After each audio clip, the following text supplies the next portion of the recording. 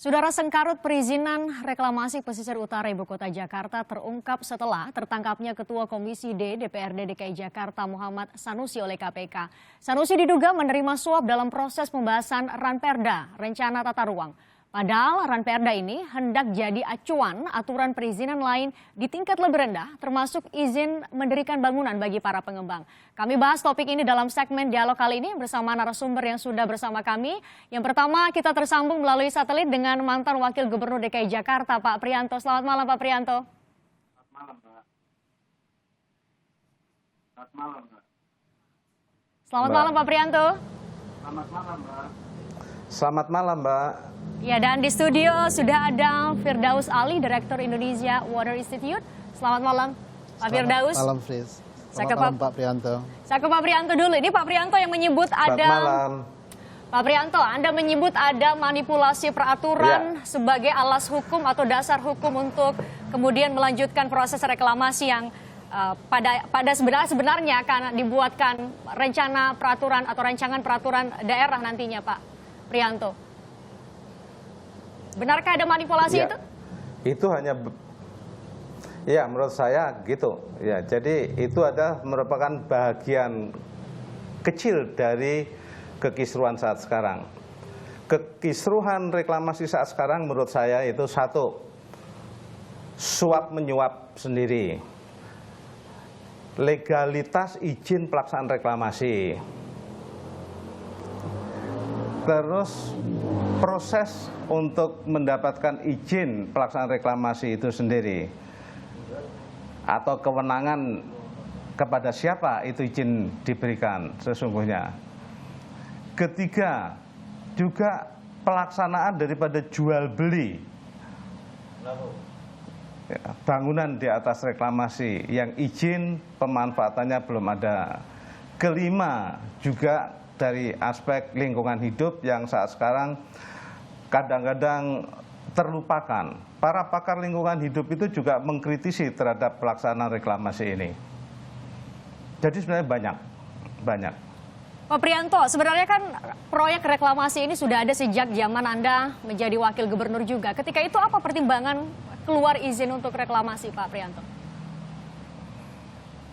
Ya, betul. Reklamasi ini dasarnya karena sudah ada pemikiran sudah lama banget. Sudah ada di RT RW. Tetapi untuk pelaksanaan reklamasi itu sendiri harus melalui tahap-tahapan yang harus diikuti. Pada waktu saya wagub dulu, memang ada satu pengembang yang izin melaksanakan reklamasi. Saya baca di media, itu baru dikeluarkan oleh Pak Foke setelah hampir 5 tahun proses itu selesai. Jadi harus ada umpamanya kajian hidrodinamikanya, ada AMDAL-nya, ada UDGL-nya, ada kajian tentang pengambilan pasir, izin untuk prasarana reklamasi itu sendiri, banyaklah. Itu semua harus dipenuhi. Kalau belum, maka nggak bisa izin pelaksanaan reklamasi itu keluar. Itu yang saya sebut legalitas. Para pakar hukum juga sudah menyoroti bagaimana izin itu bisa keluar padahal perda zonasi wilayah pesisir dan pulau-pulau kecil belum dimiliki. Saat sekarang masih digodok di DPRD. Masih dalam bentuk rancangan peraturan daerah ya, Pak Prianto. Pak Prianto, kalau Anda lihat mekanisme saat ini yang tidak serunut mekanisme pada zaman Anda, kemudian Anda sebutlah itu sebagai manipulasi, sebenarnya betulkah ada kepentingan dari oknum-oknum tertentu, katakanlah dalam tubuh pemerintahan Provinsi DKI Jakarta sendiri, yang kemudian punya kepentingan pribadi dalam proyek reklamasi itu? Betulkah ada kepentingan pribadi di sini?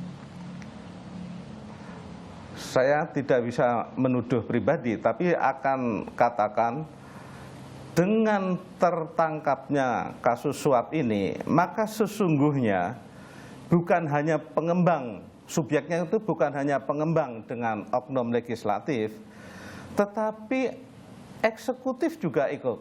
Ada kepentingan eksekutif untuk mengegulkan raperda itu. Kepentingan Antara eksekutif lain, dalam hal ini, supaya Raperda segera. kepentingan eksekutif dalam hal ini apa Pak Priyanto? Raperda harus segera. Satu, Raperda itu agar segera jadi perda karena sudah terlanjur mengeluarkan izin pelaksanaan reklamasi dan pengembang sudah melaksanakan reklamasi. Ini kepentingan eksekutif dan pengembang hampir sama. Ya. Kedua, ada kepentingan juga eksekutif untuk bisa memayungi izinnya. Saya mendengar dari teman-teman DPR, Raperda tata ruang itu juga supaya salah pasalnya mengatur masalah izin-izin. Nah ini DPRD nggak mau, loh, wah ini perda tata ruang kok masalah izin suruh masukin di sini. Itu ada kepentingan juga eksekutif. Belum lagi masalah tambahan kontribusi yang ingin dimasukkan ke dalam perda yang didorong oleh eksekutif. Nah, legislatifnya nggak mau gitu loh, nggak mau karena menurut legislatif yang memiliki payung hukum itu hanya kewajiban dan kontribusi tambahan 15% itu nggak ada gitu loh. Jadi kan ada kepentingan eksekutif di sini. Gitu. Oke, ada kepentingan eksekutif, ada kepentingan legislatif, dan ada kepentingan pengembang. Yang terpenting adalah bagaimana kepentingan rakyat Jakarta. Ya, kita tanyakan kepada Pak Firdaus Ali yang sudah melakukan penelitian bagaimana kondisi di Jakarta. Anda bisa memberikan gambaran seberapa aman, seberapa nyaman sebenarnya Jakarta saat ini, Pak Firdaus? Saya barangkali harus meluruskan beberapa hal. Ya. Pertama adalah giant seawall dengan reklamasi itu dua hal yang berbeda. Kita kembali ke reklamasi. Reklamasi itu kita butuhkan adalah untuk mengextend daya dukung dan daya tampung ruang yang ada di ibu kota yang luasnya 662 km persegi. Dengan beban populasi real kita sudah mendekati hampir 13 juta. Bandingkan dengan Singapura luasnya 750 km persegi, populasinya cuma 4,9 juta jiwa. Sehingga tidak heran kita cuma punya 9,98 ruang terbuka hijau dan 1,97 ruang terbuka biru yang seharusnya minimum 5%. Sehingga Jakarta memang tidak nyaman. Ya, walaupun kita kemudian extend vertikal ke atas dan vertikal ke bawah, tapi kemudian daya dukung infrastruktur kita juga tidak mampu lagi mendukungnya. Makanya kemudian salah satu pemikiran tadi itu adalah ketika kita tidak bisa extend ke kiri, ke kanan, dan ke belakang adalah mengembangkan ruang di depan kita, yaitu ruang laut kita. Dan ini di mana-mana di kota-kota besar di pinggir pantai sedang dan sudah dikerjakan.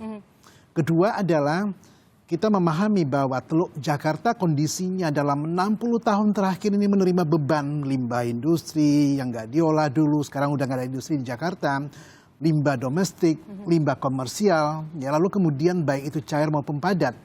Sehingga tidak heran Teluk Jakarta dalam kondisi yang sangat tercemar berat. Saya bisa tunjukkan data-datanya, saya bisa tunjukkan fotonya dan lain sebagainya ya.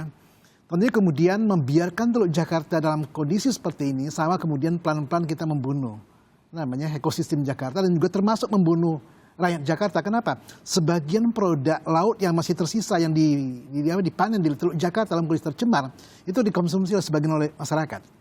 Ya, lalu ketiga, kondisi tercemar ini yang kemudian membuat nelayan sebetulnya sudah tidak punya ruang tangkap yang produktif, yang ekonomis, yang sehat. Makanya kemudian mereka ya harus jauh-jauh ke tengah menuju ke Pulau Seribu gitu kan. Nah, merestorasi lingkungan Teluk Jakarta sekaligus kemudian mereklamasi.